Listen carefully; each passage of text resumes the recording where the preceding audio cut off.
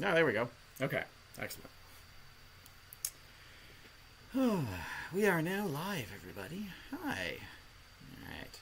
Let me just grab something here. Okay. We're as good as we're gonna get. Hooray. Hello, everyone.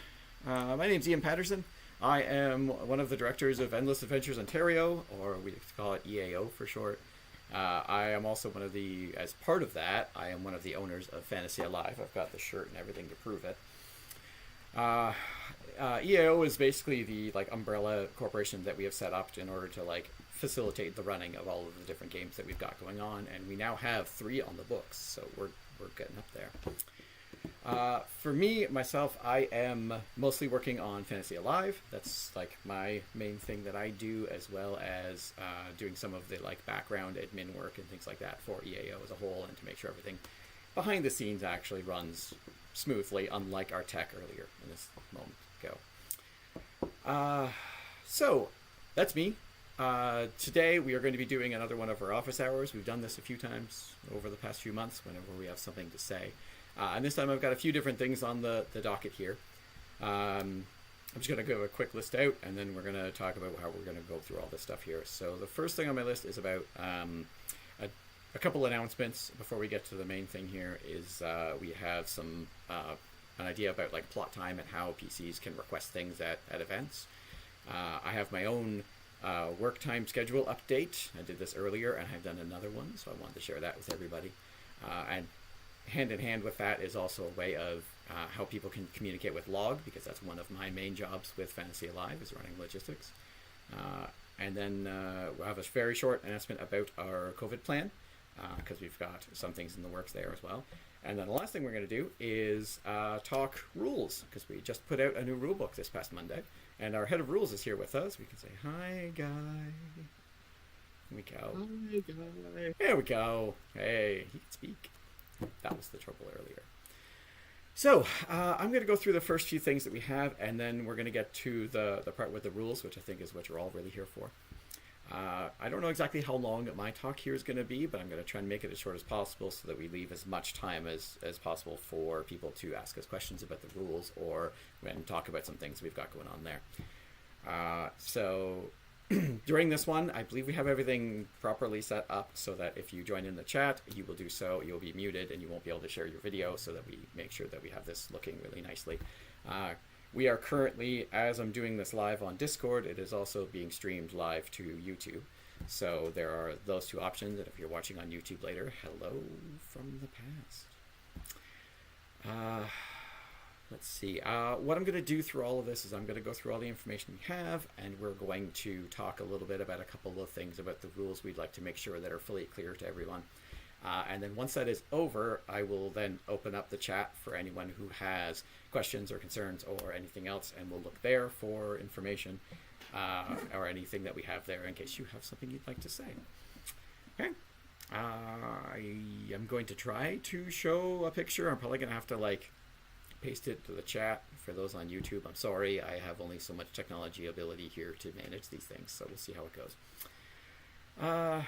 And yeah, that's about it. So we can just hop into my announcements so we can get to the good stuff. So the first one is about plots, time, and ability to do things, and how people, PCs during the game, can come and ask for plot.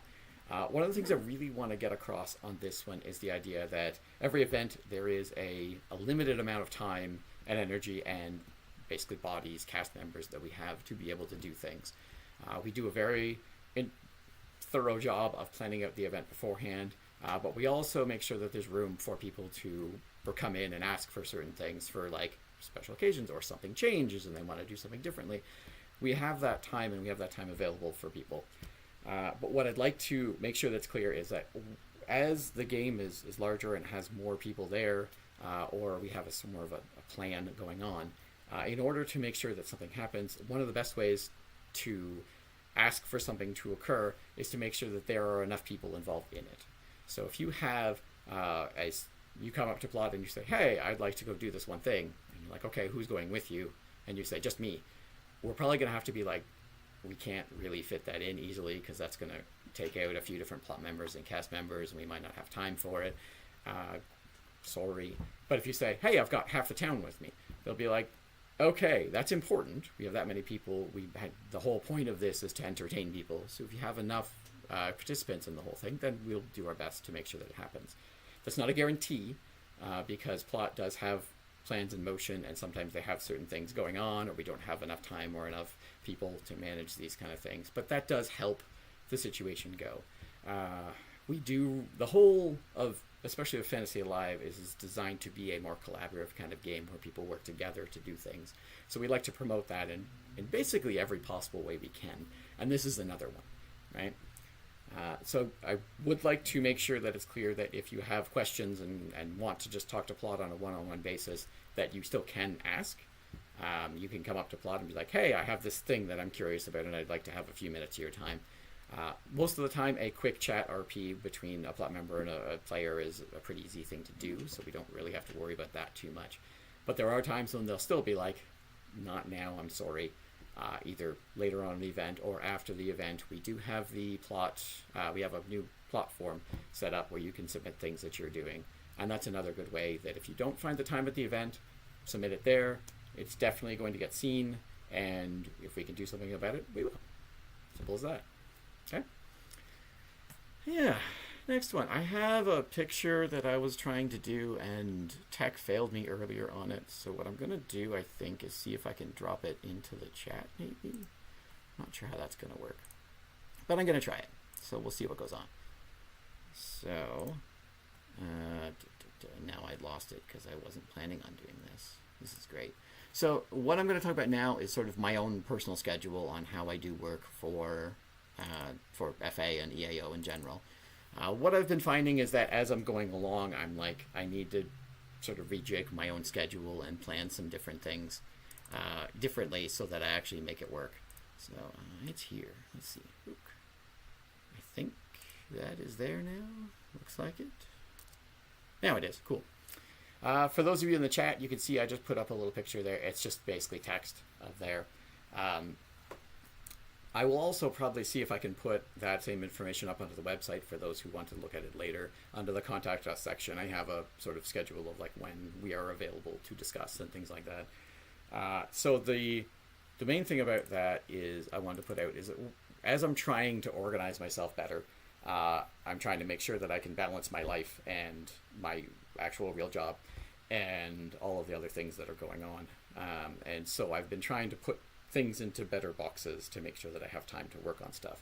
Because I've definitely found recently, if I don't say, all right, this is the time I work on this, then the messages and like top of the email list are the things that I do, and they aren't always the best choice, because there are a lot of things that just then get pushed to the side and very far down the to-do list, and then they just don't get done, and it would be much better if they could. So I've tried to balance that all into what I'm doing and when, so that I can make sure I get everything done, hopefully. We'll see how that goes.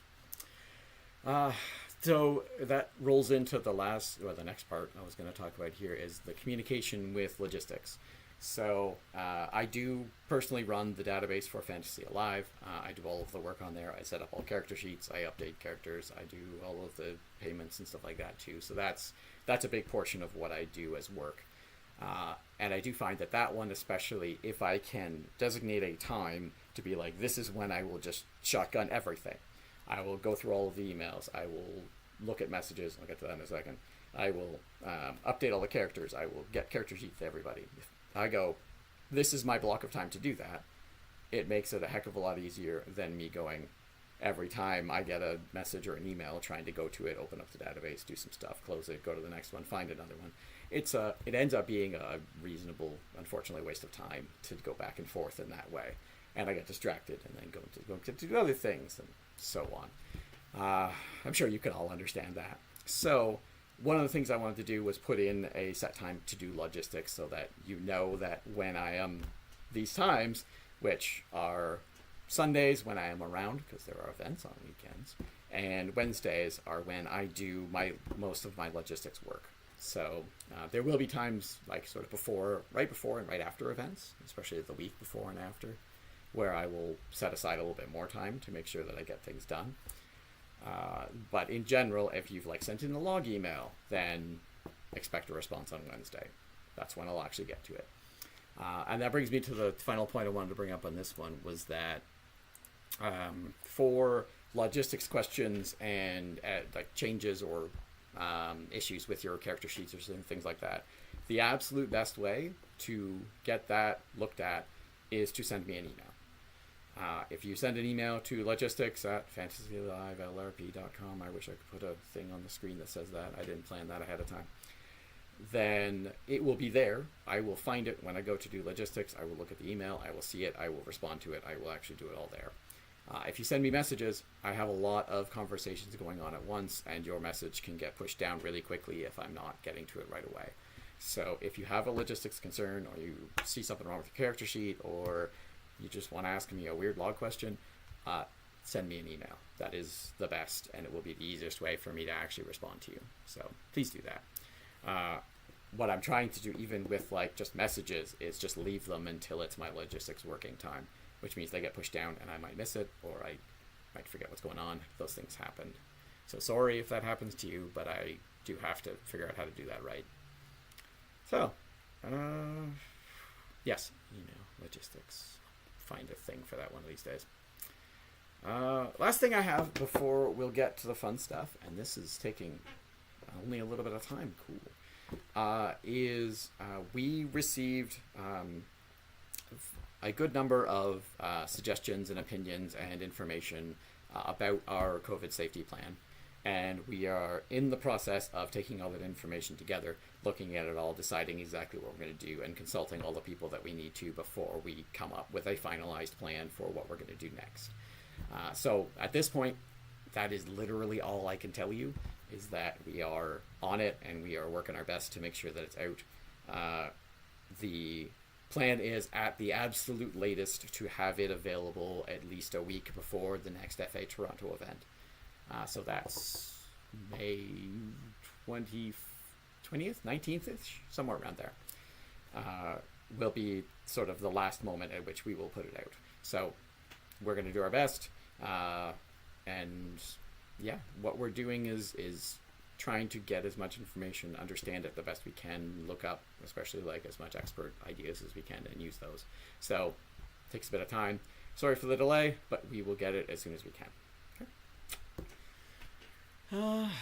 All right. That brings me to the fun part of this, in which I get to stop talking.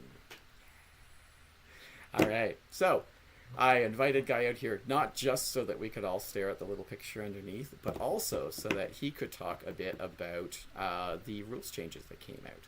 So we just put out version 13.0. For those of you who are cool with the number 13, I think it's fine. That's the version of our rulebook right now. And what I'm going to do is hand off the lead here to Guy, and he's going to go over sort of some of the ideas of why we did what we did, with some of the changes, some of the bigger ones that we want to make sure that everybody fully understands. And yeah, and now we'll stop talking and let him go. How's that sound? You ready, Guy? I sure am. Awesome. I'm also really wishing I didn't have push to talk right now. That's going to take forever. Just hold it down the whole time. I really am. Yeah. Yeah. My keyboard's going to go into like disabled mode very shortly. Nice. Show says I can turn it off, so I'm going to try. Hang on one sec. All right, go for it. If you stop being able Can to you talk hear me? now. Yes. All right. There we go. Woo. I'm kind of a big deal. I can go straight vocal now. Woo. Okay. Hi, everybody. So rules. Let's talk rules. I want to touch base on 3 things before we open it up to your questions. The first thing I'm going to say is that Ian and I worked on this a lot. And overall, I kind of stopped tracking at a certain point. But I logged over 130 hours just making this go. And this is a pretty big amount of change to the rules. I've only been here for like 10 years or so, and it's the biggest changes I've seen. So that I say that not because I want you to all pat me on the back because I did a good job, or I did a lot of work. Who knows if it's good? Um, but more because there are going to be stuff that was missed or spelling errors or anything like that. So Ian and I had a talk, and based on the amount of feedback we get, giving us information about, you know, stuff that is incorrect or, you know, doesn't make sense or needs to be clarified in the rule book, we're probably going to be releasing 13.1 in the next few months with corrections and that kind of stuff. And there may be something else in there, but that's a surprise for later. Okay, so that being said, the second thing I wanted to talk about was I briefly want to touch base on the armor and threshold system changes. So, as a mass, like the changes to armor and thresholds, be they physical armor, spells, magic, monsters, however it works. This was all designed in concert with the owners and with the plot manager, Mike. We all agreed that the one thing that can't happen is that we can't see an escalation of damage into like a damage race, where all of a sudden, because we have higher thresholds, all of a sudden everything's swinging more because they don't feel like, you know, they're being effective. It is quite literally designed with Mike to make sure that the design that I speak about in the damage increase arms race section, where 1 to 3 are super crunchies, 3 to 5 are normal enemies, 6 to 8 are strong foes, and 9 plus are the big bads. That's the way it's going to go. If it starts to creep up, I'm going to have a conversation with Ian, and Ian's going to get a big stick and hit somebody. For less than 9. I think as an owner, you qualify as a big bad. Oh, okay, all right. Yeah. I get to choose. 9 points. Yeah. These changes were made.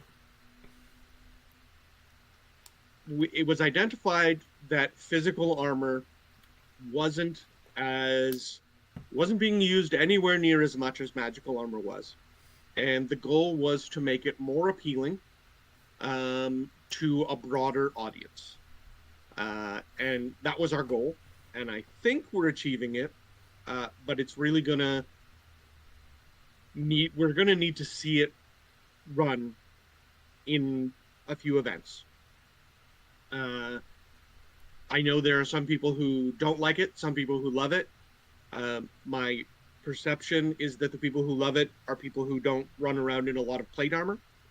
And the people who don't love it, I suspect once they realize the impact of the new threshold that they have, may change their opinion.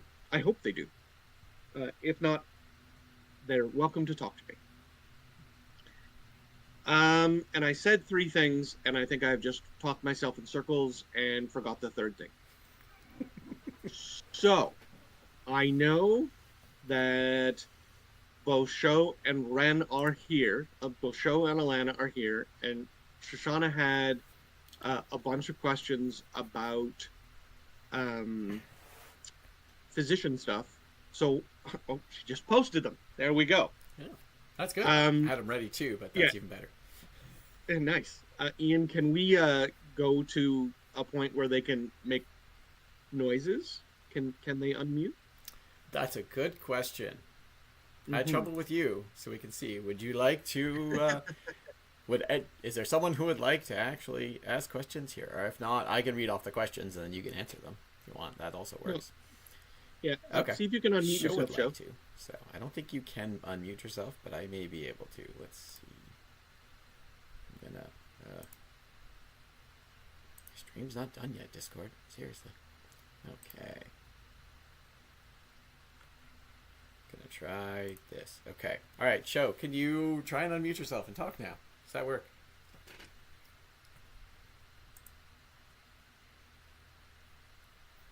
And Nope. All right. all right, It's one of I'm those going to fun start things. talking while Ian keeps trying to do that. That Feel sounds free good. to interrupt me if you get voice show. Okay, so Shoshana and I briefly had a conversation just as uh, a bit of backstory here. She posted some very good questions that she's put up in the chat about the physician skills, and they are very important. And I wanted to talk about them not face to face, but like in an interactive fashion, because I don't know if I'm not, you know, I want to make sure that if there's clarity that needs to happen in describing these things in the rulebook, that we identify it and we can make sure it happens. And I think that'll be a little easier with talking back and forth rather than me answering and then her commenting and other people commenting. And so I'm going to go through her questions. Number one, what happens where bandages are components? Because regular bandages are now um, a luxury. And I normally, Ian is going to handle logistical questions, but I'm going to go out on a limb and say that anything that has a bandage as a component, if you are maintaining your like if at the game prior you maintained your bandage luxury, it qualifies. Either that or Ian's going to pull them right off the recipe. So I was going through the items today actually, and I was looking at which ones have bandages as things. And the ones that I found, it made sense to actually straight out replace bandage with mastercrafted bandage. So I did that for the ones that I found. If we find more exist along the way, then if it's a fairly minor thing for it, then it'll probably just be if you're paying your luxury upkeep, you got it. If it's something more major, probably change to the mastercrafted version. Yeah. The one that I'm aware of that I think Show is talking about is the healing component creation. Yeah. And I wonder if having it go from a really cheap resource, Ian, to something that requires time to make is a little too detrimental.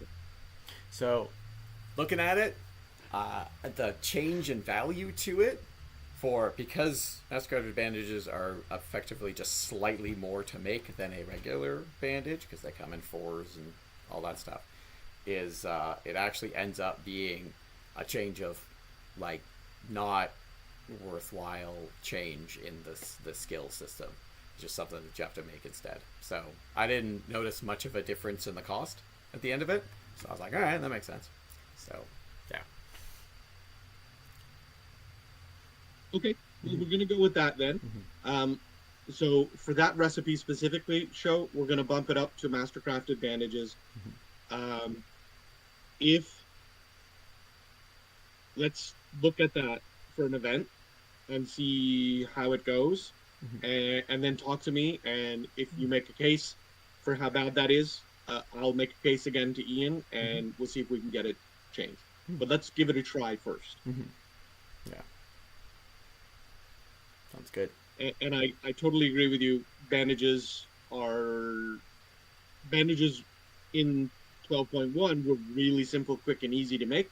You make them stupid cheap, and most of the time I never even made any when I was a physician, because people just gave me bandages.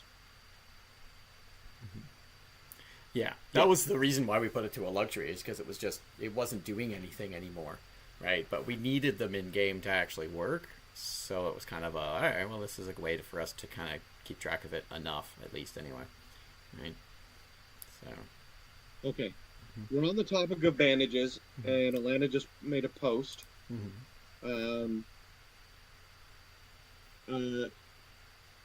Luxuries like shrines are shareable. I want to jump right in. Ian, is a shrine a luxury? yes. Now, it's a physical item that you carry around a game at the same time, so it does need to be, like, right there. And it needs to be designated to your deity to use it as a shrine. But yeah, otherwise, yeah. Okay. I've never paid a luxury tax on any of the shrines I've ever had. So let's have a Oh, conversation about that as an neat. aside. Yeah. Yeah. Um, so Ren's asking if she maintains the bandage luxury, can she hand off bandages to others who don't have them? Um, Before you answer that, I will say that Mastercraft bandages are consumable tagged items, Alana. So you can hand them off to anyone you want, and if they're a physician who can use bandages, then they will work. I'm going to scroll back up to see what Shoshana's. Oh, there's a couple of people asking questions. I'm going to read the next question while they Mm-hmm. do. And I think, yeah, a matter of like, if you're handing off a bandage to somebody who just forgot a phys rep and wanted to do that, then sure. I don't think it's going to be you can't hand stuff to other people. Um, in a good RP sense, where you're like, I have bandages, here's one for you. But if there's somebody who's a physician who, like, regularly just doesn't pay for bandages as a luxury and actually, like, does perform physician stuff, then we'll just be like, probably should start doing that. Because it is designed for one person to maintain it. It is enough bandages for like one person to be used on a regular basis, not to be shared amongst other people. So, Um, Shoshana's second question was about the cure wound effect, the wound effect, and curing it specifically. This is now something that physicians can do specifically. It's called out. It is not reduced by first aid. It is a specific skill that is 1 minute on a person and on most people, and 5 minutes on a curtain board.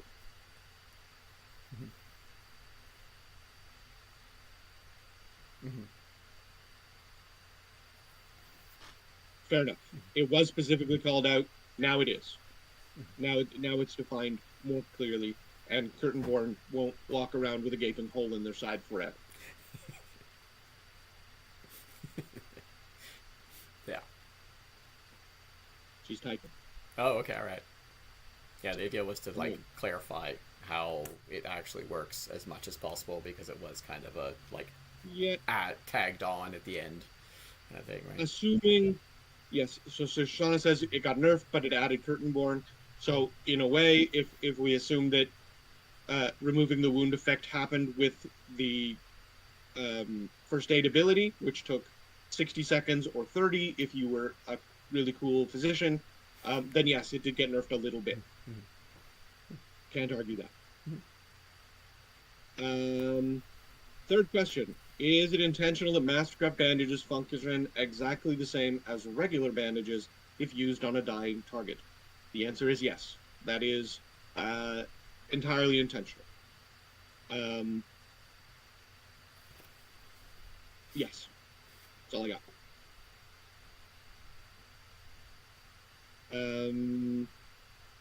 Number 4.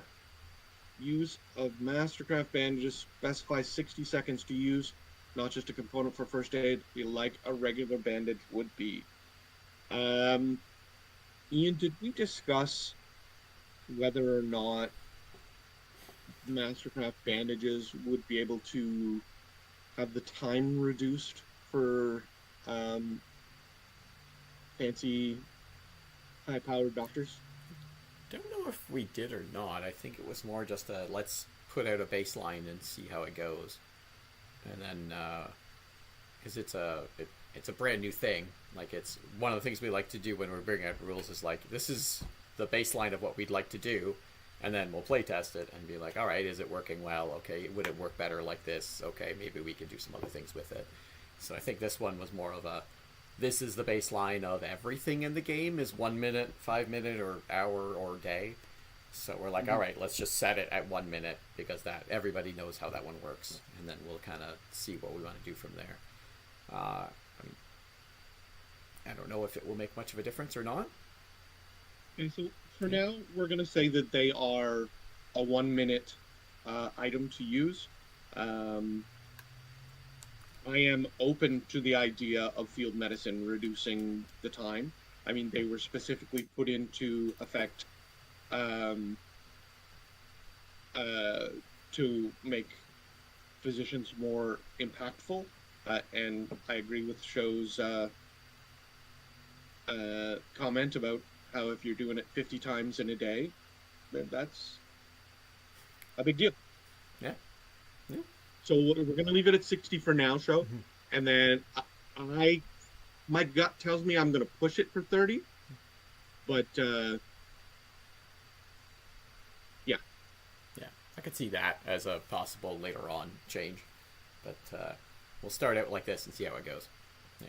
And feedback is always good. Like, this is part of every time we put out a new rule, we want people to give us feedback so that we know how it's working. So let us know. Well, it is clear that Shoshana is not a fan of the 60 seconds. She says she will not be using it as it is. That's fair. Okay. And the question about the Mastercraft Silver Dagger bought to do gland extraction, can you trade that in for a tag for a Mastercraft Silver Knife? Absolutely, 100%. Mm-hmm. Ian will just include that in your log, and Ian will give you the switcheroo. Yep, totally.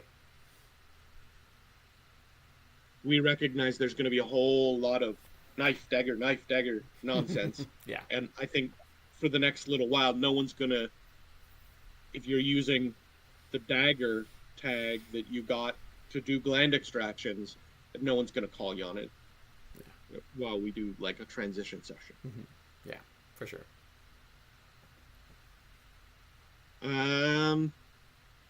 Okay, so those are Shoshana's questions. She's typing, and I'm kind of trying to ramble so that she can get her point in and I can address it. Here we go.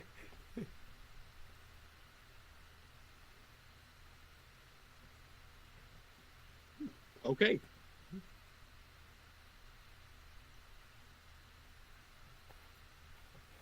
Excellent. I'm glad that at least making that clear was effective. Hopefully, if this is not an effective series of changes, we can revisit later. Okay. Anybody have any other questions? Or comments, or otherwise. Here comes the Blair. And multiple typers going on at once. I wouldn't even get inundated. I don't know if there were any questions sent in earlier too. I said you could do that, and we'd kind of scroll back. So I will scroll back and take a look quick while they're typing. Okay. Most of it is about Guy not being able to talk. How does Divine Blessing work for shared domains? Divine Blessing is a spell, and I'm going to read it out loud while we're talking so that I don't misquote anything.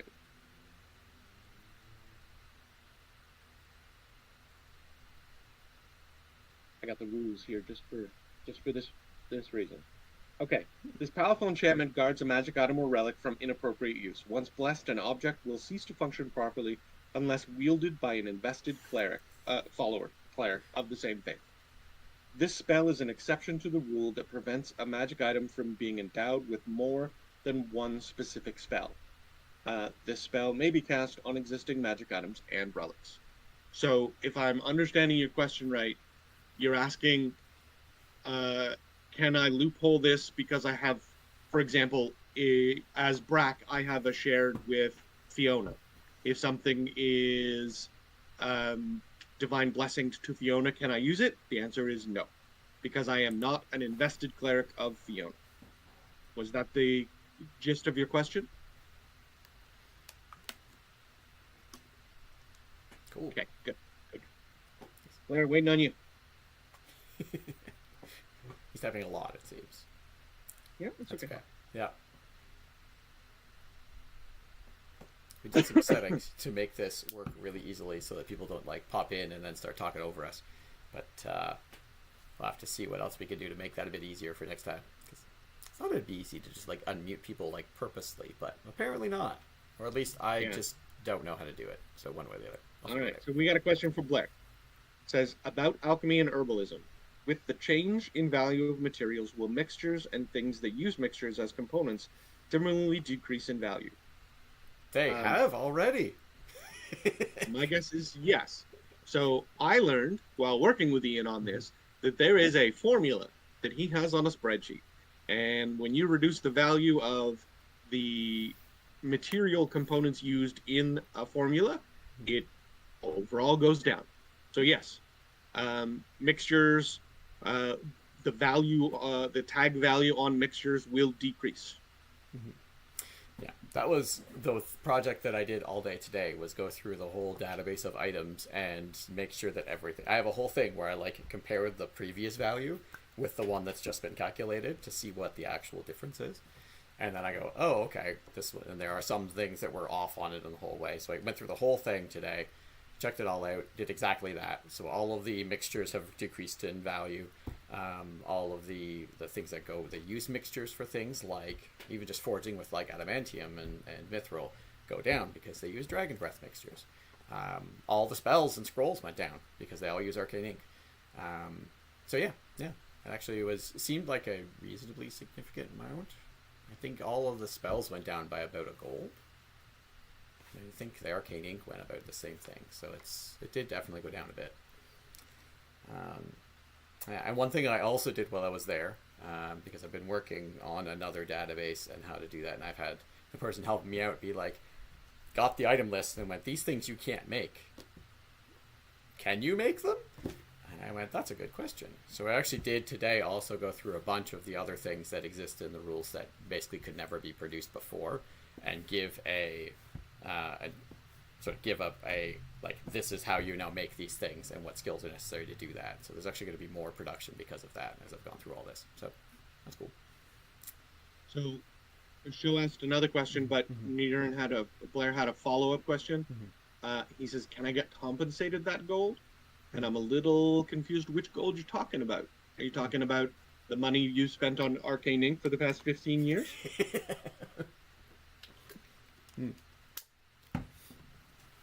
I'm gonna let Ian answer that. Yeah. For the mixtures in particular, because it was just broad over all done everything, I don't really want to like just be handing out money to everybody that did them otherwise, because it's not really necessarily fair, because some people just put time and materials into it and some people actually like bought them for that amount, and there's so much variation there and so much like coin that would have to be exchanged for all of this, and a huge mess to do that. I think it's better to just be like, these ones are here moving forward, those ones had that value, you can try and sell them for those if you'd like, but for log purposes it's going to be, this is the value going forward, just because it's better off that way, we think. So yeah. So the answer is no, you can't have any money. Yeah, basically, yeah. Now, I know that we did specifically speak about mithril dust, because it used to be so valuable, and if people spent money on it, if it's something like that, send Ian an email in logistics, and he'll work something out with you. Yeah. So I think, I don't know, I can't remember what mithril dust was before, but it really wasn't. I tried to like, through multiple rules changes, I was trying to like remove the cost of mithril dust down and down and down, because it was like, all right, it's too much. It was costing like, a single mixture was costing like 10 to 20 gold to make, and I'm like, that's not right. And I brought it down, and it was like, oh, now it's still like 8 to 10 gold to make, and I'm like, no, that still sucks.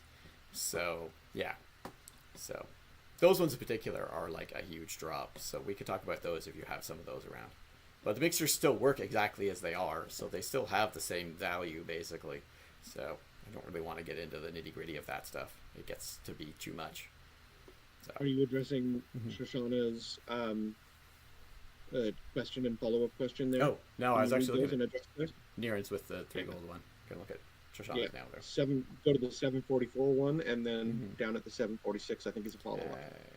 The times required to produce these items also be going down to respect how much money a herbalist now is making an hour. No, because the design of the value of these things is based on the formula that is there. So if the material cost goes down, then that's just taken into account in everything that you do. So there's no real change in time, because that hasn't changed in the formula, only the material cost of it. So it's cheaper to make, and that's where it comes out with the cheaper resulting in mixture. So yeah. And then was there a follow up there? Reduce the cost of life components I make. If they're balanced against components, not a crafted recipe. So the, I'm trying to remember, for live components, the value of those are similar? They should go up. The value of a life component should go up because it's going from a base bandage to a mastercraft bandage. Yeah. They may have. I did all the edits, and I don't remember exactly which ones went where. For the most part, the change to them that I saw was very minimal, because the cost of a bandage was like, a single bandage was like less than a copper, and the cost of a single mastercrafted bandage is like 7 or 8 copper. So like the overall value of that in the end of the day doesn't really change much at all. So, yeah, they are tagged around 15 gold, and again, they now vary because of the different things that go into them. So those factors are factored into every single one of them as per the formula that we have. I did a whole thing for that.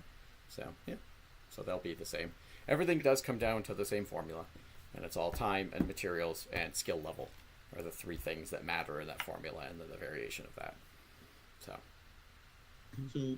Blair makes mention that aloe and healing balm will reduce in value, and I would say yes, they absolutely will reduce in their tag value, Blair, because their tag value was unrealistic prior.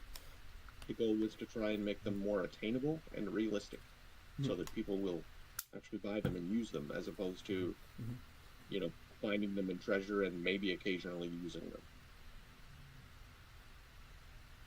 Life compoaches now worth less than leeches because they are made using cheaper rubalisms. So I think the question there is like the difference between crafting a life component and just finding one in the wild, because those are the 2 options for components. It's like there are ways of crafting them now. Those have been put into game for about a year and a bit now.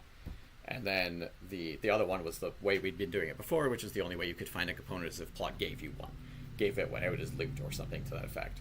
And if you're talking about leeches, the component used for life, that's just a descriptive that was attached to them. They will have the same value. Yeah, it's the exact same tag for they're all 1 energy healing component. It's the exact same tag, exact same value. Yeah. There's kind of a legacy about healing components being divine, like blessed leeches. And for a long time, people tried to get blessed water and have leeches live in it, and tried to make them, and so on and so forth. Yeah. And that got stopped. And the recipe for releasing the the healing 1 component replaced all of that. Yeah, exactly. So there are no leeches that are for casting. Like our healing 1 components that are made with herbalism. That's not. So one of the things with those recipes is it's designed to be the phys rep you use just needs to be something associated with that type of magic. So a healing component can be, I know, Guy, you had a bunch of tongue depressors. That was yours, right? You could do that. Yeah. You could make it a bandage. You could make it a leech, because a leech still has a connection to healing as a point. But the actual phys rep is up to the person who makes it. It doesn't matter what we do, because the tag itself just says 1 energy healing component and doesn't specify what it is. We stopped that after a little bit because it got silly when we're like giving out tags for like, I think there was one that said like coffin nail and one that said scythe, and we're like, why are this is getting weird, right? And we had some other weird ones out there, and like there was a whole idea of like how components could be made and like plot methods, and a lot of them they were in no way balanced. They were just put together to be fun and interesting. So like the one I remember was the coffin nail was specifically the last nail hammered into a coffin of a man who was hung for a crime he didn't commit.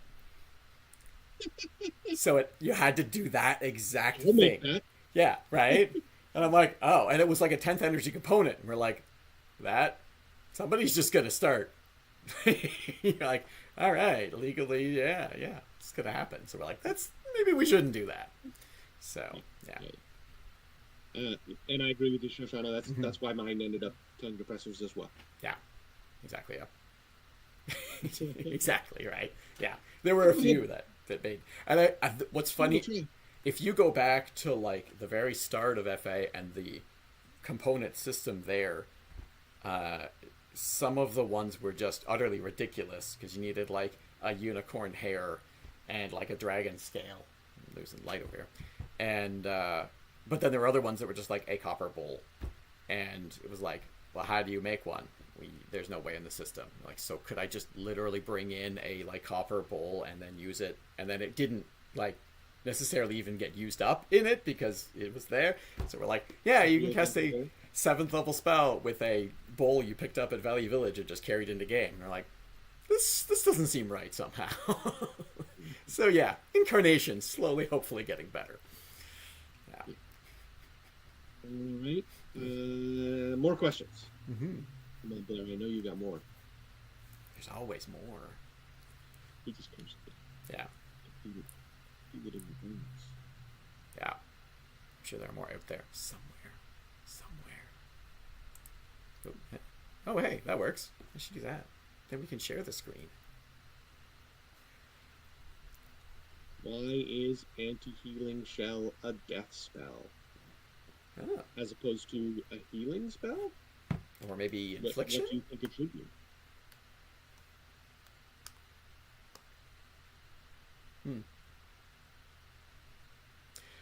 That's interesting. Yeah.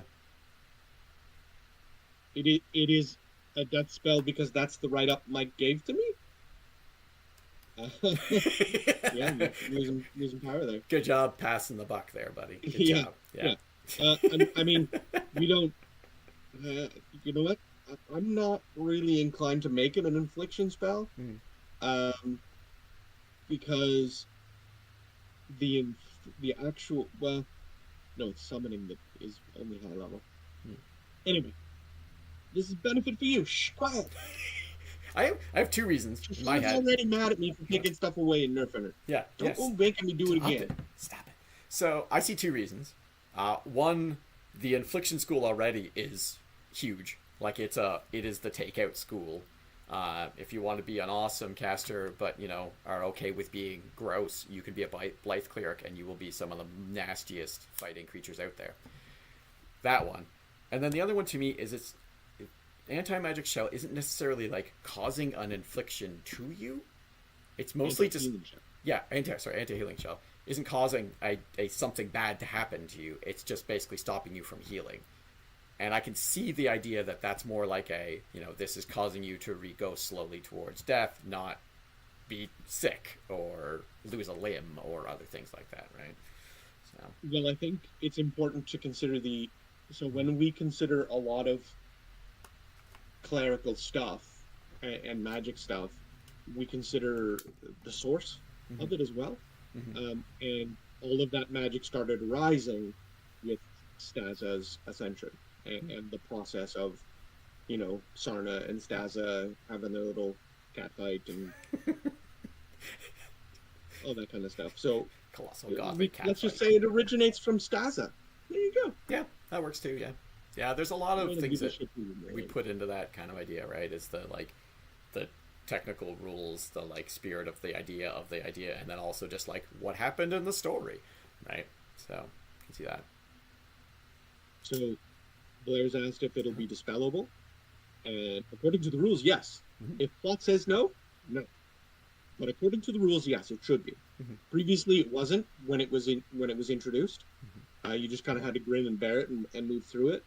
But I'm going to say that yes, until plot says otherwise, anti-healing shell is now dispellable.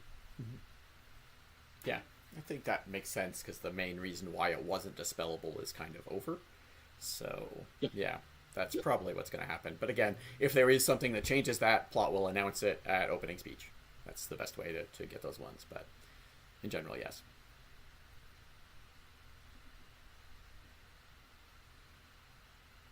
Yeah, you do have to know the source that it came from. Hmm. Do you? No, you just need to know the name of the spell. Yeah. If you got Yeah. if someone has anti-healing shell on them, Mm-hmm. right now the only one is anti-healing 2, Hmm. and I think that's even in the name. Is it in the name of the spell? I actually don't know. I haven't looked at that.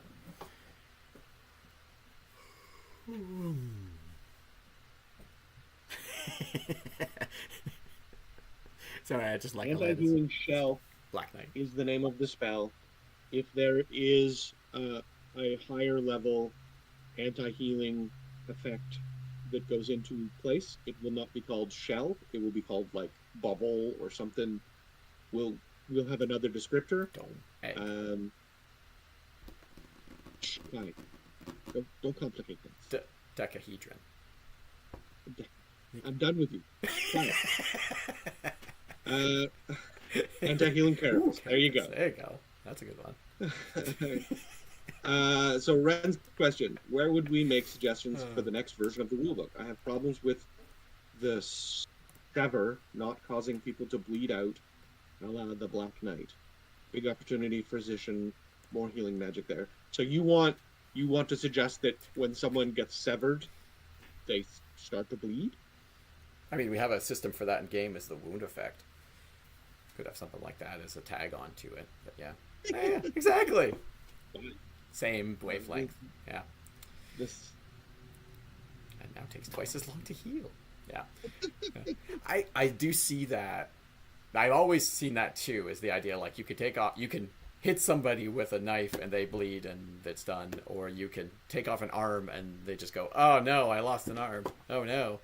And there's no other effect to it. And yeah, realism is one of those things that we've put aside a little bit for that skill. Okay, well, but yeah. Send an email to the rules email, Alana. Ian, when I can attest that Ian collects, an entire document with many, many, many things on it that we will address at the next rules suggestion, and I'm certainly open to it. Mm-hmm. If it all of a sudden makes them bleed to death and gives them a wound, the purchase cost of sever will go up drastically. Yeah. But yeah, we'll work that out. But yeah, I think that was one thing that we had suggested like a long time ago, because I've been doing this too long, but we didn't do it then, but I mean, it's one of those things where if we get a lot of suggestions over time, and we get a lot of interesting and a lot of ones where we're like, no. But, and we try to address every single one. That's one of the most important things that we do, is like, regardless of where it comes from or who puts it in or what it actually is, we still look at it and say yes or no and why, right? Because it's important to have those thoughts go through your head. Because there are some, I've had more than a few doing rules for this long where I'm like, I hate this. I think this is a horrible idea. Please don't do this. And then we have the conversation and someone with a different viewpoint tells me, hey, this is the way it actually makes sense. And I'm like, oh, okay, now I get it. And then they go into the rule book. So that kind of stuff does happen. I was just quick comment. We'll balance it out, Joe. Don't worry about it. Oh, okay. That's a problem. That's a problem for 2024, guy. Yeah. Not now. Oh. Can you clarify how daggers will work for our roguish friends with thresholds in effect? Any possibility of adding body damage due to risks versus reward? So, daggers. Small weapons, like daggers and short swords, are going to be affected by thresholds more easily than big weapons. They will still do damage, because thresholds don't negate damage. Thresholds just make it so you take 1 point. Amusingly, thresholds and daggers mean nothing, because if you have a dagger and using 1, it does 1. So, yeah. I mean, you could get up to like 5 with a dagger if you've got strength and a mastercraft weapon and a weapon proficiency, a weapon mastery.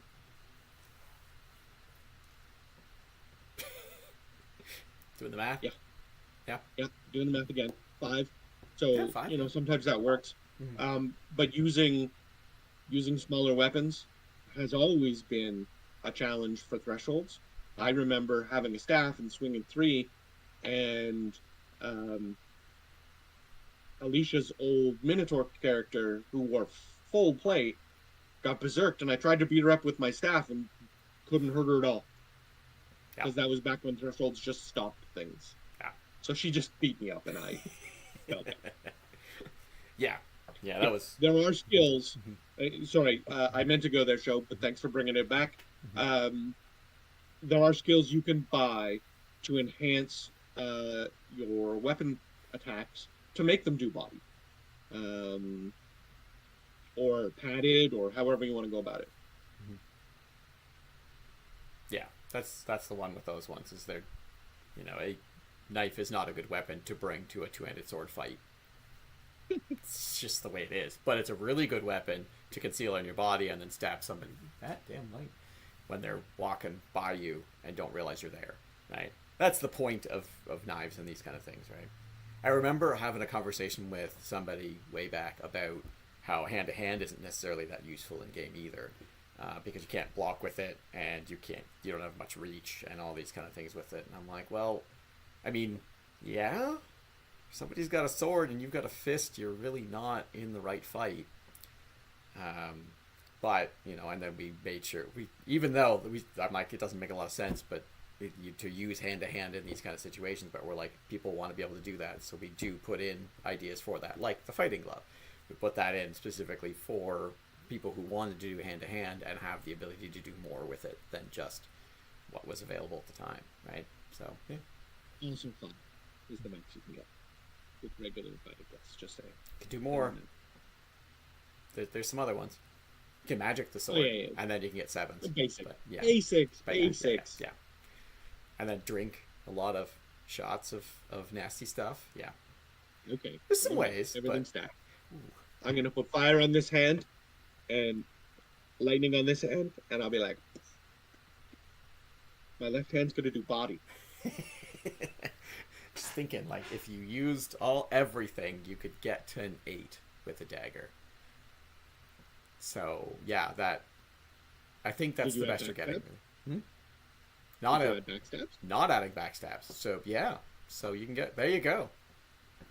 Small weapons are for you can't make weapons swing lightning, Joe. Well, you can. It's called Vital Blow, and it swings body just like lightning. Yeah. But no, there's no lightning enchantment at this time. So I was being silly. My apologies. So we have a very good story as to why we don't let weapons swing for magic body damage or lightning damage, and that is we had one mod go out where like air elementals were coming down and like going and fighting a bunch of people, and the plot members at the time were like, okay, well, they're air elementals, so they'll swing lightning or magic body damage. So they went around swinging 3 magic body. Doesn't sound like a lot, but then you realize that like nobody had body. So I was PCing at the time, and I'm standing by the node, and I look out into the field, and I'm like, oh, they're fighting over there. Okay, well, I need to stand in the node for a couple of minutes, and then I'll be okay, and then I'll go over and check it out. And then I look over, and I watch everybody just go, psh, psh, psh, psh, psh, psh, psh. And I look over, and I'm like, that's like everybody, and this was like every big fighter in town. This was like Schrodinger and Amaranth all falling down over there, and I'm like, oh, what is that? And then they come running past me and like, 3 magic body, and I'm like, I bought body, yay! I can take 2 before I'm down. Yeah. I'm like, okay, that was why, because didn't matter who you were, you went down pretty quick. Figured it out. Right? Yeah. Figured that out. Yeah. Also, Blair, you terrify me. 15 with a dagger in the back is insane. Also, that's really expensive. Yeah. I'm looking at that. That is really, really expensive. Fury, that's the other one I always forget. Yeah, that's a good one. Oh, actually, for one swing, you could also use the which one is it? Oh, the Laborer, +1 damage. Oh yeah. You get 1 swing with that. You could do like power attack or slay. Yeah. 3 times. 45 with that dagger. Yeah. Don't know how that makes sense. Labor. There you go. Oh, there you go. Okay. It's a good thing other people know the rules, eh?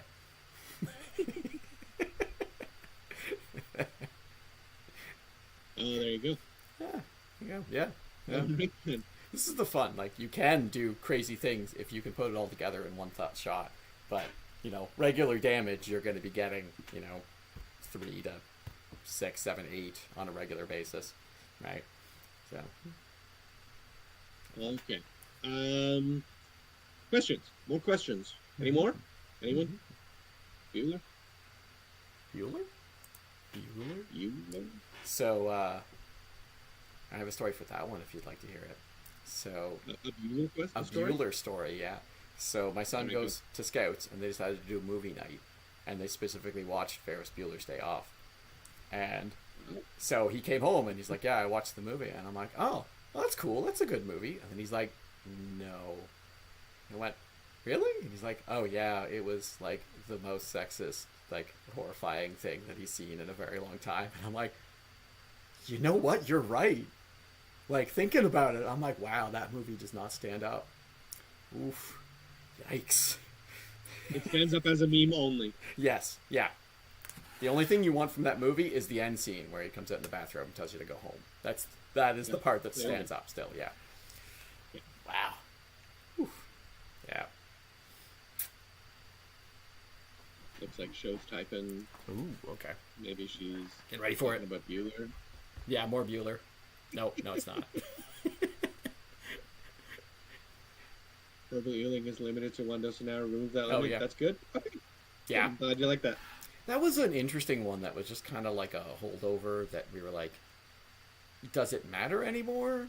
I don't know. And I think the main one was because, well, actually, no, that needs magic. So never mind. I was going to say for Curtainborn, but nah. I think it was the limit put on it because it was cheaper than potions. So the idea was that it should be harder to use than a potion. But then, like, it's just easier to just cast magic. So we're like, there's no real point to that. Both of them seem slightly difficult. And, yeah, so no reason for it anymore. Yep. So we pulled it. Yep. I don't remember it ever coming up much in game. There were a few times, like, early on where we actually had to, like, make sure someone's like, I took this, and we don't have any healing magic because we don't have the skills. Constantly, no one made them or bought them. Yeah. They were good loot, though, at the time. So, yeah. But then they were so expensive, you're like, I don't know if I want to use this. Because it's like, worth, like, 2 gold, and I've only ever seen, like, 5 silver in my life. Yeah, one of those. So. That too, yeah. It was also hard to remember, like, when you had one, and was it within the last hour, and all those kind of things, yeah. Yeah, that makes sense, Jeff.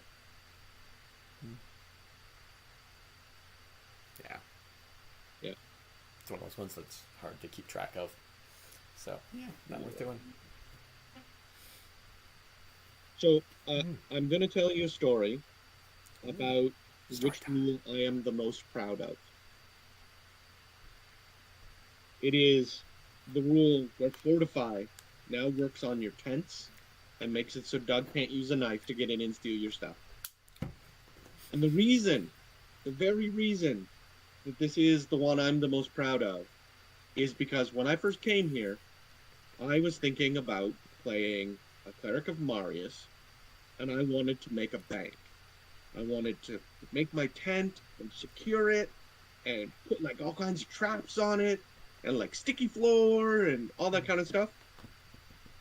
And then Doug just told me, no, I just slit your tent. I'm like, oh, come on, man. So ever since I started, I have been trying to get Doug to change that rule so that you could fortify your tent. And it wasn't until I was head of rules and Ian backed me up that we managed to browbeat him. I hope he doesn't watch this. Browbeat him into letting it go. I shake my fist too hard, my light went out. Anyway, yeah. It's one of those ones where, like, we had that suggestion for a while, and I think it was well, they're tents, we don't want to do that. And I've heard the argument of, like, if you don't want your tent to get cut in, then buy a house and upkeep that, and then you have an actual solid wall, and your tent is effectively a house, and that works. And that can work. It can work. Yeah. There's a major drawback to it, though. So, yeah, I explained this to Ian when I agreed to work with him on the rules. Mm-hmm. And I said, the rules are like the laws of physics. Game rules are like nerd laws of physics. If I drop an apple, it's supposed to fall to the ground. If I drop an apple and it doesn't fall to the ground, everything stops. And I am very confused, and we don't know what's going on. And yeah, so suspension of disbelief is vital for LARP. And we know that because we've all seen the lightning bolt, lightning bolt, lightning bolt video where that guy looks totally insane. Although we've all been that guy. And it feels badass when you do it. But the moment someone says, no, that tent is a house. You say, no, that tent's a tent. I'm looking at it. It's a tent. So the laws of physics, you stop and you start to go like, I don't know, man. It hurts my brain. Yeah. Anyway, that's why I don't like tents being buildings. Yeah. I've seen some where they've put them up and then you can actually get like walls that look more like stone or wood or whatever, and you can put those kind of things up, and then that works well enough. Like you need just something that's not Coleman written across it to make it work, right? Yeah. So advertise for Coleman on this. They're gonna give me dividends. Fortify stopping teleportation. I don't think it does that. Your hospital is great, Ren. It's fantastic. Don't change. Your hospital is amazing, man. Yeah. Fortify stopping teleport. Fortify should not stop teleportation. It's too low a level in my mind compared to teleportation to be a useful block for it. I could see something higher level, like if there was a higher version of Fortify that actually would block like maybe a combined. Fortify does stop pass wall now, doesn't it? So like if you had something it's got pass wall and brittle wall. Yeah. I could see like a higher level maybe that did like a combo, maybe Forbiddance and Fortify to like do like I cover my entire house with this or whatever. And maybe something to that effect might stop like teleportation or things, but it's so rarely used that it's hard to make a good case for defending against it, because it's just like I mean, teleport's a level 8 spell, so anything that counters teleport would be at least level 8 in my opinion. I find most of the things we have like a one level lower or so to counter it, right? In general, there's some things that don't quite work that way, but I would be personally kind of irked if I bust out a level 7 magic component to teleport and I can't get into Blair's tent because he cast a level 2 spell. Yeah, exactly. At least a component, I think, would be necessary for it to make sense, right? Lock spells so they aren't backwards? I'm not sure what that means. I suspect clarification is incoming. Yeah, I think. Lower level spell because level. open lock is lower level than create lock? Is it? I should have like a rulebook open when we talk about these things, but I don't. I do. Or are they the same level? I think they're the same level for each, but maybe I'm wrong. There's Avril gets all the love. All the time. You mean Astrid? No, I mean Avril. Oh, Avril. Yeah. I'll talk about that in a second. What about the lock stuff? Are they actually the same level or higher than? I don't know. I don't know. Okay, good. I suppose I could open the rulebook too, but I'm also trying to limit what I do on my computer so the stream doesn't get real nasty, which it probably could. Thankfully, no one else is on the internet here, so we're good. Lock is a level 2 spell.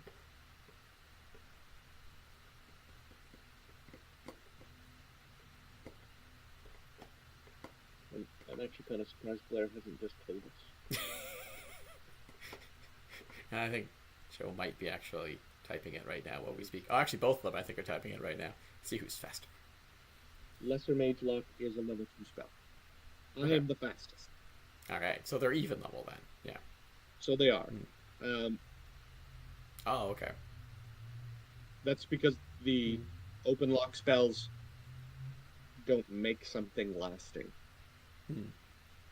So yeah, right? so the cure in this game is always slightly easier than the cause.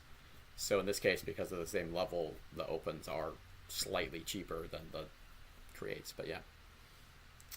If that's the case, and Blair points out the same with teleport and fortify, I'm going to say the difference between level 2 and level 2 is not 7 and 2. Mm.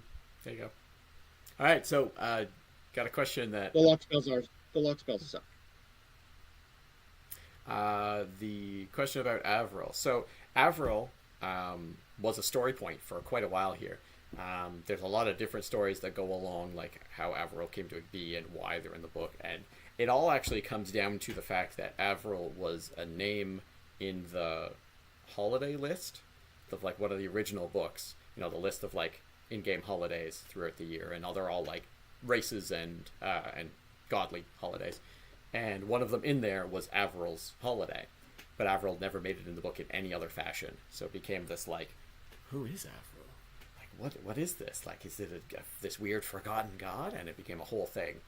At this point, Avril is a deity that exists, but is the deity of like youth and innocence and children.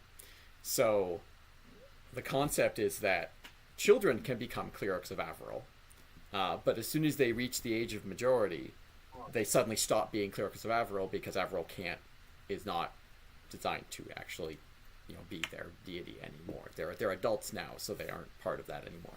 So because of that, we've been using Avril as a kids casting option for any children that come out to game. Like we do this at the fair. We had a whole thing where like Avril, anyone who wanted to be any of the kids who came out who wanted to be a magic user, we're like, okay, here's Avril's spell list, and they could cast all those spells during the event. And that's what we've kind of left it as. It's like Avril exists and is in the world and is a real deity, but because the rules say you can never go past the age of majority, no one can ever, as an adult, be a cleric of Avril. So we do give Avril all the love, but, has to be kids. There you go. Just an interesting thing that we did. There you go. Yeah.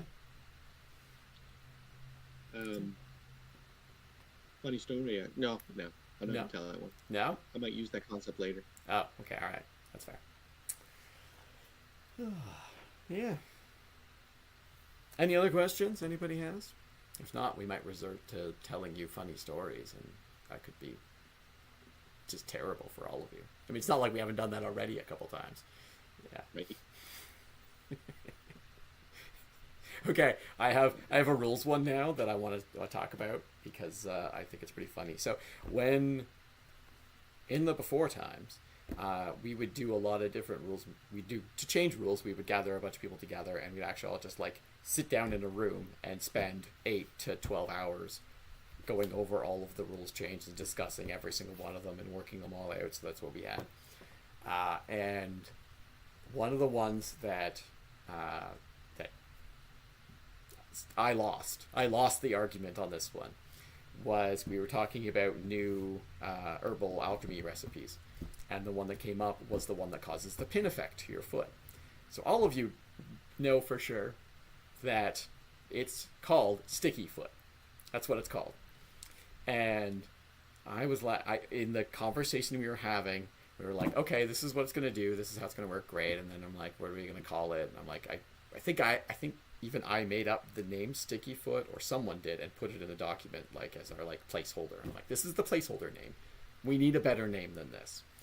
And everyone's looking around. They're like, I don't know, this, and I'm like, not really. And then Meg was helping out at that time, my wife, and she's like, no, Sticky Foot. It has to be Sticky Foot. I'm like, but no, it's a horrible name. We shouldn't do that. She's like, nope, it has to be Sticky Foot. And then she proceeded to get everyone else on the rules team fully on board with that idea. And they're like, yes, Sticky Foot. It is Sticky Foot. And I'm like, so I'm like, fine. I give up. I'm done. we should not spend another hour on naming this thing. Let's move on. So that is the story of how the thing got called Sticky Foot. Much to my chagrin. That's a Doug feels. Yeah. Yeah. So that was fun. Yeah. We definitely had a few of those. Is there a spell besides Greater Cure that cures toxin? Toxin? Remove poison, Remove poison. Assuming it came from a poison. Not some crazy magic toxin. Yeah. Yeah, Greater Cure is mostly designed to cure like some of the bigger things. I think we should say the toxin effect in there as well. I'm checking.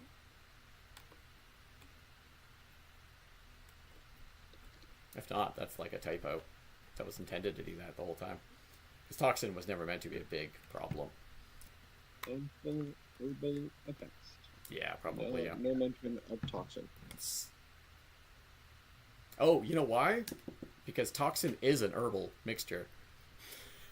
That's probably why we didn't change that. It's literally one of the herbal mixtures. But yeah, they also can be caused by other effects other than herbal, so yeah. Could say other herbal mixtures and the toxin effect, regardless of source or something like that. But yeah, that can go on the list. You're making a list, right? Hey, you're making a list. Uh-oh. I'm making a list. The rules email is making a list. There you go. Oh no, there's evidence of us not doing our jobs very well. You mean that job I don't get paid for? Oh yeah, that one. You get what you pay for. You pay me in fake money, you get fake work. I mean, that's basically what we're all doing anyway. So yeah, that works. Right? Yeah. Oh. It's a spot on YouTube. Nice. Yeah. So any other questions? So we're kind of rambling, so let's tighten this up. Any other questions? Let's see, there was another chat, but nobody there. Cool. My wife is bathing the kids, so if you don't have questions, I have to go help. So I'm welcome. I welcome your questions.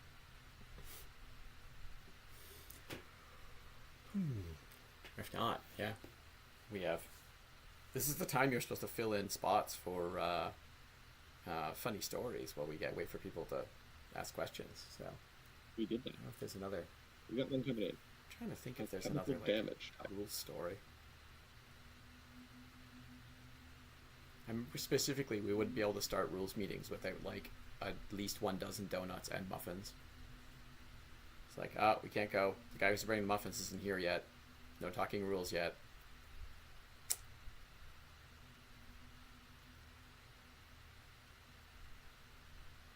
If you put alchemy on your weapon to modify the damage call, do you call alchemical with that, or is that only for thrown things?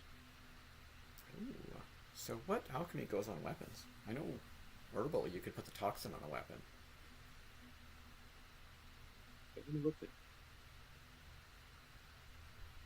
Will there be an afters?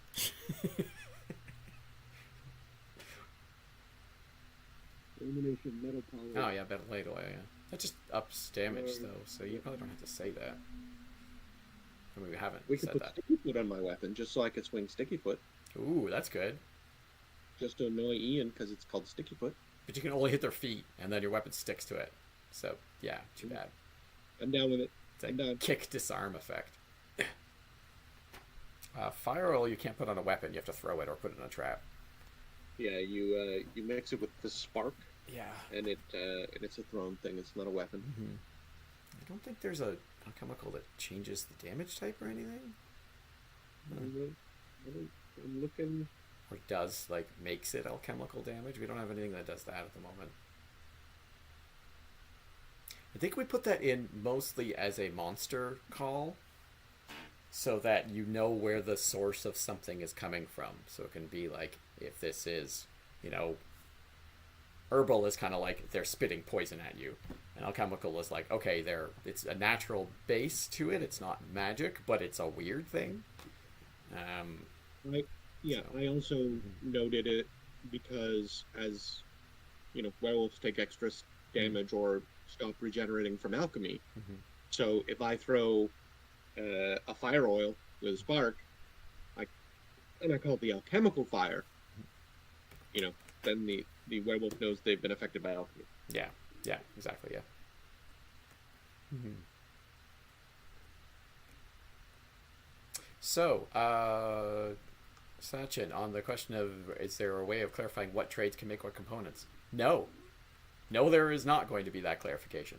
The idea has always been like magic is supposed to be at least slightly rare or um, like uncommon in the world as a whole, especially powerful magic. That's why there is the component system for the higher level spells, so that they do become rare because of that.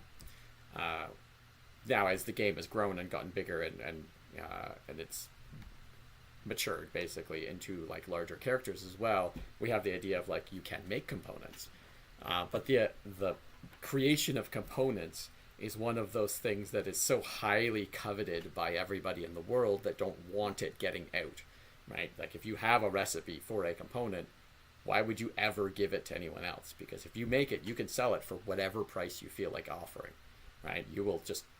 You can be like, hey, I want 1,000 gold for this because I'm the only one that can make it, right? So there, that kind of thing on in-game level is designed to be very coveted and very secret, right? I know the life component one was brought into game, and then immediately everyone who could make it got it because you need a lot of life components. That's fair. But I don't think anyone here is going to be like just offering out copies of this to every person who walks into game. Maybe the Penkins we'll see what happens there. But even that, it's so coveted that you don't want to give it away, and it is a powerful thing to just hand to somebody, right? So those kind of things will be kept secret for as long as we can. And exactly how it works is like it's kind of like the idea of a if you yes you could be a blacksmith, but how does being a blacksmith relate to magic items? Like if you're a completely mundane blacksmith, why would you know anything about how it can be infused with magic and stuff and create a thing, right? You need a team to be able to do that. You need somebody who knows about magic to work with you to be like, oh, as a blacksmith and a mage, we can work together and do these kind of things. And that's one of the baked in things to components as a whole is that necessity for cooperation. The low level ones are fairly easy for a single person to do, but as you get higher, it's going to be harder and harder to be able to do it as a single person. So, as those come into game, as they will eventually, then you'll see some more of those in. But they will be all right, what does this one do? You're going to get it and be like, okay, how do we? Oh, we need somebody to be like a 10th level trapper, which is a laborer skill, which is why I'm using that one because it's wrong. But yes, those kind of things, right? So it will be kept that way for a while. And we have some ideas for how to merge it into the database, like that we're working on to have a more formal one online. And we have a method of doing that I think we like. We actually talked about that last week, so that's something that may occur. At the moment, I just did a lot of work on the complex log sheet, and it's in testing at the moment with some people to make sure that it actually does work, and I didn't screw anything more up with it. But I don't have a section for how to make magic components in it because, again, I want it to be something you have to find out. So if you want to make magic components, it's got to be in the MISC section, and you know what it is because you have the information on the sheet. So, yeah. There you go. That's a long answer, and people said a bunch of stuff while I was talking. That's light. It's weird.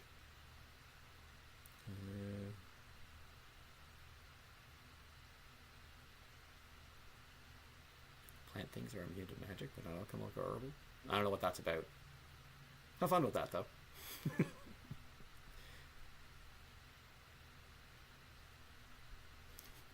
That one's on you, Ian. Which one? The plant things? No, Blair's question about recipes. I'm getting there.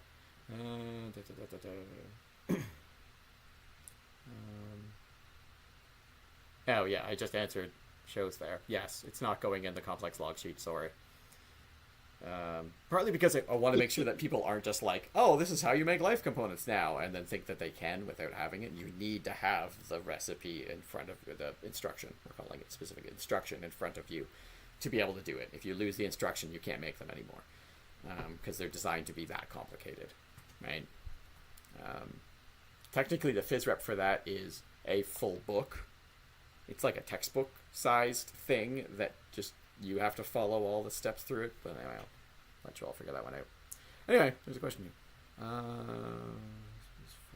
You want to be informed about recipes that you need to swap tags for, eh? Oh, yeah. That one is... that'll just go into log. I think... Probably the best format for that would be temp tags. If you want to put those ones into the temp tag section or any other note that you have. Like, I know for the first few ones it's going to be a lot of tags going back and forth. But we do need to exchange some of those because there's been a few things over time that me doing logistics I've just shuddered at thinking about once I realized the breadth and the horrifyingness of them. And the system of like varying herbal recipes got, I realized that was a bad idea about 3 years ago, and I'm like, we have to change this. It's horrible. So I'm happy that we're doing it, but yeah, it will be a process going through it. And I think for anything that is changing on this, there will be a grace period for all of it, right? So if you have tags from before, if you have tags that are something else and you're trying to use them and you have to exchange them and you can't do it at one log, you can do it at the next, that's fine. We're not going to be huge sticklers on this. We want people to have fun, not to have to like micromanage all of their tags and things like that. So unless you find that fun, in which case do it. Shoshana's asking a question about a conversation Tom and I started to have. So if you make adamantine armor and it breaches, should it breach? Should adamantine armor breach? I mean, the effect of adamantine armor is that it's 25% more armor points per location, and it's immune to acid. But, I mean, the kind of logic, if it's not shatterable, does it breach? And if it does, do you need an adamantine patch to repair it? We have the tags for that. That was, I think, the idea. I think that's one of those ones we should probably think about revisiting because the costs of adamantine and mithril and carest like patches is through the roof, right? Because you're still using the actual material to do it and another dragon's breath and all the stuff that goes along with it, right? So in that way, like, the armor itself is so ridiculously expensive that might be enough. And maybe we just start to think like just regular patching will fix them because we'll just be like, it's fine. We don't have to worry about it. At the moment, adamantine armor does breach because that's the way all armor breaches. We didn't write that in the rules. Whether it should or not, I don't know. Never really thought about that.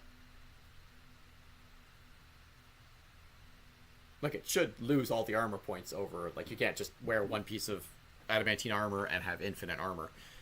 It should definitely wear out each combat, like each encounter that you're in. But does it? Will it get broken and need to be repaired at the end is the question. Yeah. I mean, the loophole there is you make a piece of adamantine armor that is the largest plate location armor giving suit you have, and then at the end you never breach because it goes to your highest threshold item first. Yeah. And you'll just never breach. Yeah. So I think that's a whole other conversation we need to have. Yeah, but Tom's right. I mean, it's once again, Tom brings up a loophole that needs fixing. Yeah. I don't know. I mean, it's. I mean, right now it's just a not great concept for wearing weird armor. Interesting concept. So yeah, worth thinking about. That's another one of those ones like send in your thoughts and we'll consider it for things going forward. There's a lot of those where we're like, interesting. We'd have to think about it because there's so many possible variations and ideas and things about that we should probably think about it. So Um, tags. Show has some more questions, number 2 and Mhm. 3, that seem to be logistics based. Sure. Okay. 2. Are we supposed to turn in all our tags with new I'll be right prices for back. new tags? So, um, no, because it's going to be a lot. I think most of those we are going to like slowly move in those tags and take the old ones out as we see them. Um, so, because the only thing that'll vary is a bit of the item value on the tag itself. So most of those I think we'll just kind of like trade in and out so that we're not doing like a massive print of tags to replace everything that we already have. Um, so if there are ones that you specifically would like to trade in, you can put those into your log as like temp tags, and we'll do that. But if it's like, especially some that like you're just going to use, like if you have a like lend health potion that you're just going to pour down someone's throat, let's not change the tags. Just use it, give it to me, I'll throw it out, and then I'll put a new one in game after that. Okay. Question 3. Will I be able to turn in bandages I have collected for making life components at some ratio for mastercrafted bandages so I don't have to spend a bunch of time making new components that I already have stockpiled? Yeah, sure. Yeah, makes sense. I don't really have a particular like exchange rate, so my first thought is just to be like, just trade them in 1-to-1. Whatever bandages you have, you can trade for mastercrafted bandages for now because it's not a huge difference in cost or anything like that. So I don't mind doing that. I may cap that at a certain amount because some people may have made like 1,000 bandages by this point, and I don't really want to do that. But if it's not an unreasonable amount, then sure, we'll just do a straight trade. Um,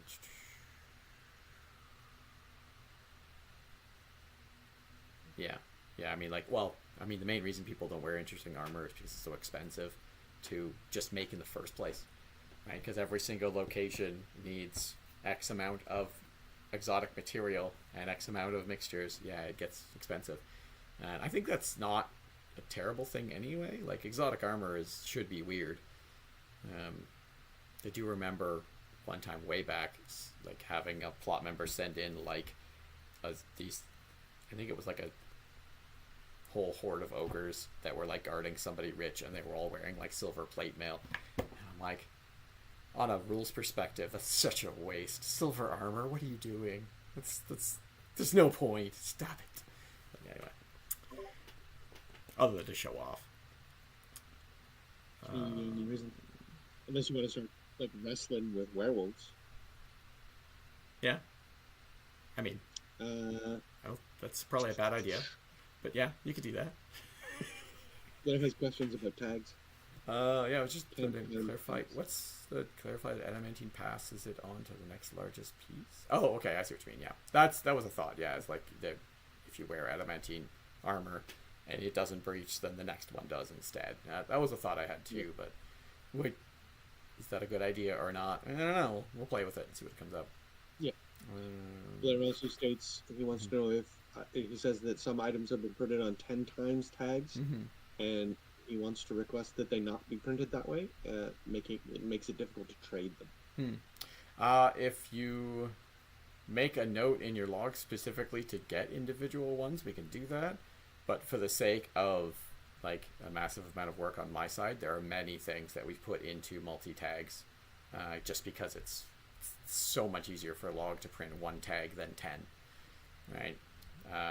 Especially as we get larger and we get more people doing more things, it's like, okay, it's gone from like printing 3 pages of tags that we then need to stamp and cut individually to 10 pages of tags to do that with, and then sort and then put in envelopes. Like it's a long process, so the easier we can make it on us is the better. But if there's specific reasons why you want them split up, put a note in your log. I'd always look at every single note in everybody's log and I make sure it works. So put it there and tell me that you want individual tags and I'll do it for you.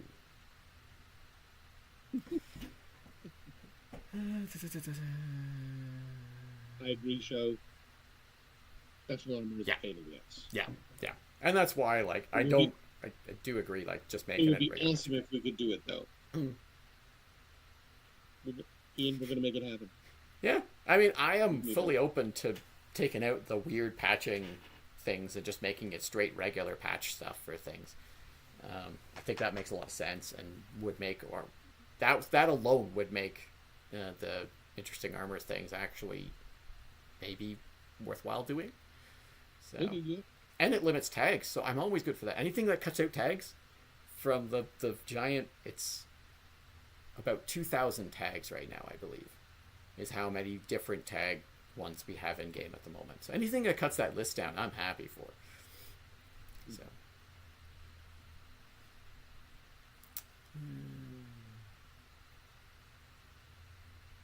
Yeah, I can see that. So, send us an email about that so we remember about it. That's a lot of these things we talk about, and then we're like, yeah, that's a good. I swear we've talked about that one a few dozen times at this point, right? Yeah. I'm making a list from the email address. So, you saucy pants. We're trying to be interactive here, so we're not just wasting time like typing. Yes. Well, because I don't know about you guys, but will. I cannot type and talk at the same time at all. No, I can't. Yeah. I totally can't. Yeah. It does not function. Yeah. I mean, there's ways around it, but I'm lazy. Show's right. That's right. You do my fake work for me. Come, Arcane Death had a cure.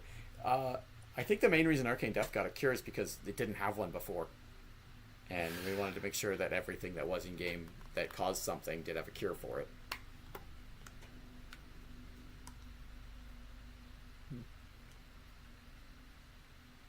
And I actually just really like that Mana Water has another effect, because it's not a super useful one as a whole. Well, it may be more now that it's cheaper again.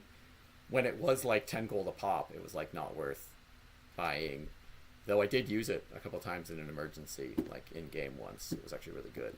But now that it's cheaper, maybe it'll actually be more used by mages, because it's a cool thing.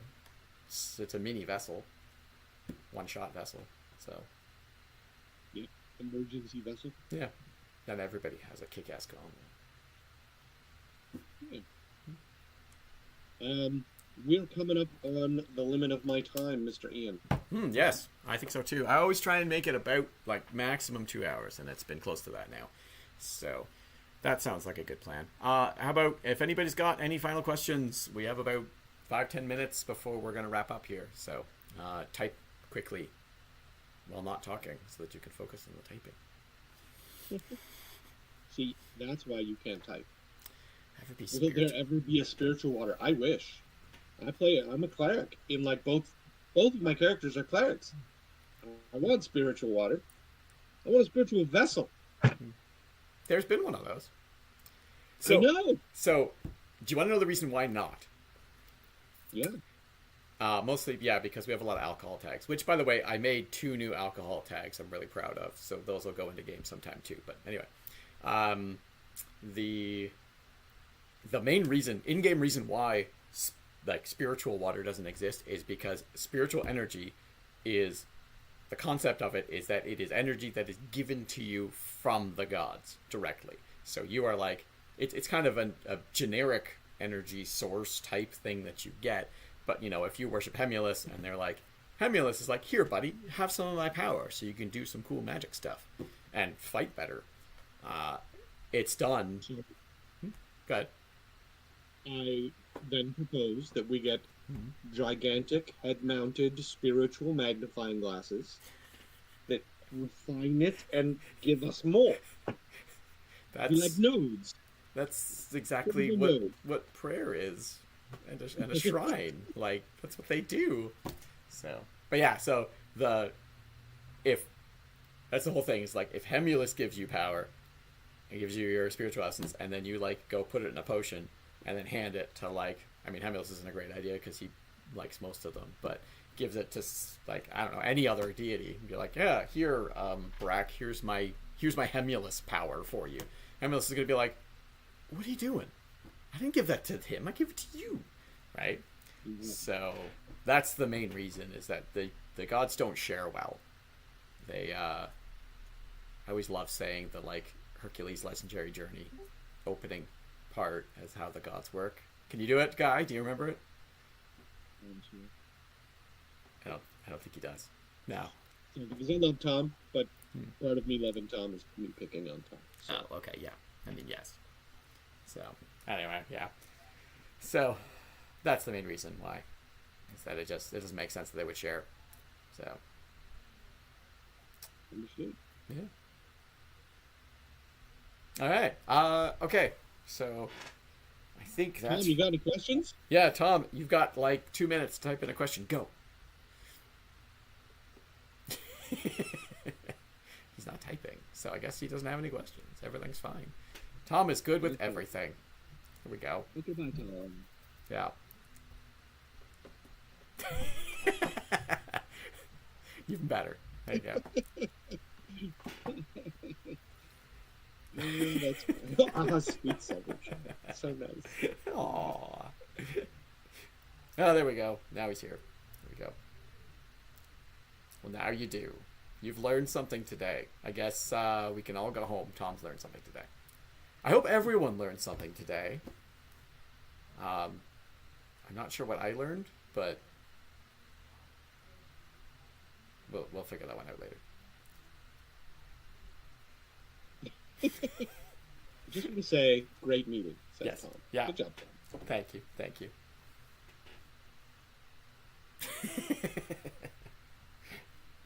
There you go. That's it. All right. Well, I think at that point, I think we're good. We've hung out here for a while. If there are any more questions about rules, I posted the rules email there. I need to update the contact page on the website, and I'm going to put it back up there now that we're actually fully checking it and seeing some things in there. We had kind of shut it down for a while as we weren't doing much with it, but now it's open again. So I'll make sure it's out there and available for people. So you can send in things there. If I or Guy feel like chatting, we may not be able to, but there are times when on like Facebook Messenger, if you want to hit us up and be like, here's a thing.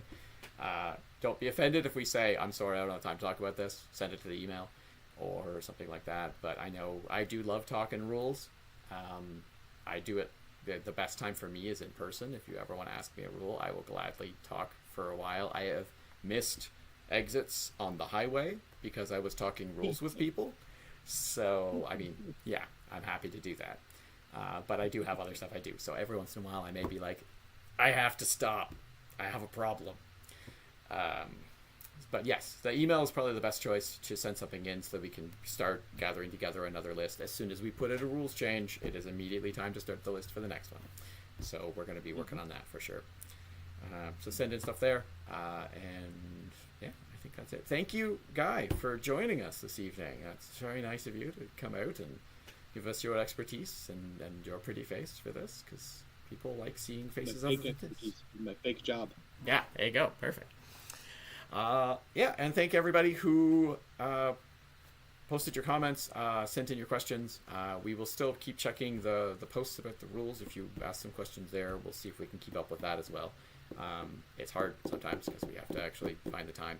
But yeah, there you go. And we'll be around to take questions if you have any more. Thank you, everybody. It's been a great time, and we'll hopefully see you all soon. Good night, everybody.